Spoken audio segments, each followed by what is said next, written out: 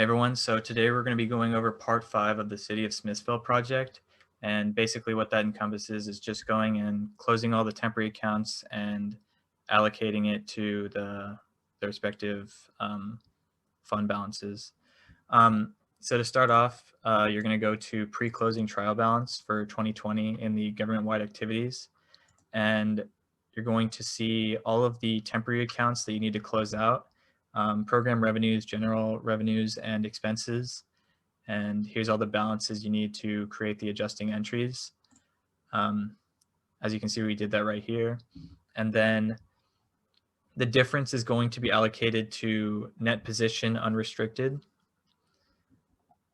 And then after that, you're going to make another closing entry that allocates some of the net position unrestricted into net position net investment in capital assets. And to find that amount, you're going to want to export the pre-closing trial balance for the government-wide activities to Excel. And you're going to take all of the capital assets and subtract out the accumulated depreciation to find net capital assets.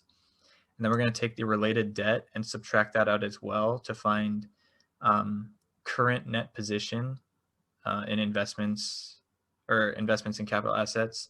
And then to find the journal entry, you're going to take the beginning net position of investments in capital assets, and then you're going to find the difference by subtracting out the current net position to get 164,466. And then as you can see, we did that right here. And then finally, you're going to want to close out some of the restricted balances that are in the general fund and the street improvement fund. And as you can see, we did that right here as well. After you do all the closing entries, you're going to want to export the pre-closing and post-closing trial balance to Excel. As you can see, I did that right here by going to export pre-closing trial balance and post-closing trial balance. Once you have those, it's going to look like this, and they're going to tie out to $32,249,925 for the pre-closing. Then the post-closing is going to tie out to $27,573,737. And after you have those statements ready, you're going to go and create 5 different statements. The first statement being the statement of net position. You're going to input all the assets, liabilities, and net position that come from the post-closing trial balance. And there were no business type activities. And then we have here the total. That's going to come out to $18,069,945. It's the check figure given by Dr. Stiles. Then we're going to make a balance sheet. This is going to come from the general fund and then any other relevant governmental funds as well.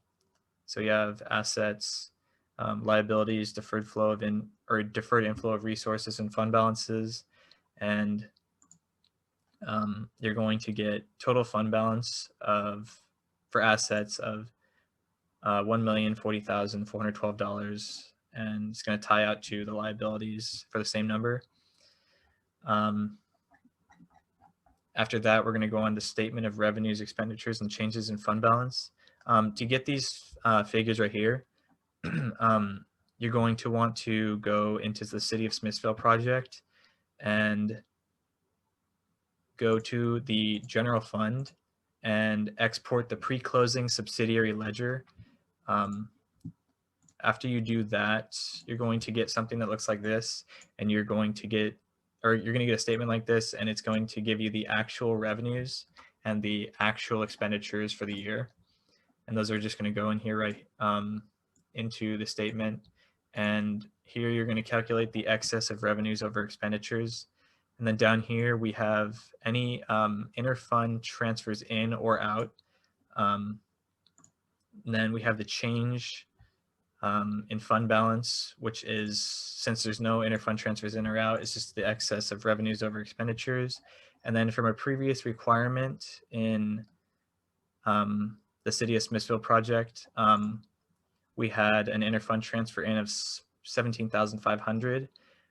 That's going to get added to the ending fund balance to get a check figure that was given by Dr. Stiles of $466,245.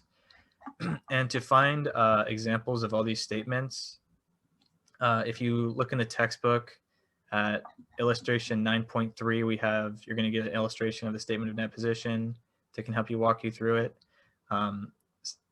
Illustration 9-5 will be a illustration of the balance sheet. And then finally, we have illustration 9-6 will be a good example of a statement of revenues, expenditures, and changes in fund balance. Illustration 9-7 will walk you through how to do a reconciliation of the balance sheet balance sheet governmental funds to statement of net position. You're going to start out this reconciliation with total fund balances for governmental funds, which is the ending fund balance for all the funds, which is right here, 466,245. Then we're going to add back in capital assets using governmental activities. We're going to find that up here. It's going to be the net capital assets in the statement of net position. After that, we're going to subtract out related debt, which is this number right here. It's also the bonds payable and the current portion of long-term debt in the statement of net position as well. Then we're going to add back in the deferred inflow of resources.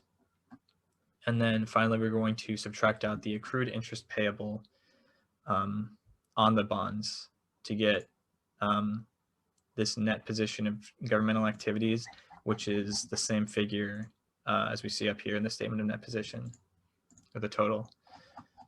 And then finally, we have the reconciliation of statement of revenues, expenditures, and changes in fund balance, governmental funds to statement of activities.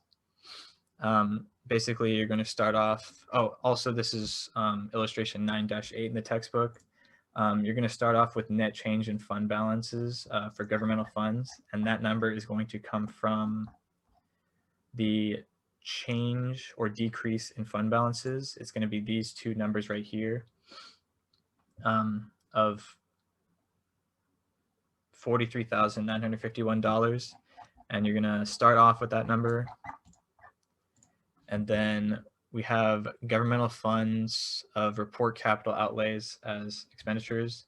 We're going to add that back in, and then we're going to subtract out related debt again. Then we have expenditures reported in the statement that do not require the use of financial resources. This was the accrued interest on the bond payable. And then finally, we have some revenues reported in the statement of activities that do not provide current financial resources and are not reported as revenues in the governmental fund. We're going to add back $11,000 or $11,086, and once we tile this out, it's going to get we're going to get a figure of $134,429. And yeah, that's how you create the 5 statements and meet the requirements for the project. Thank you for watching.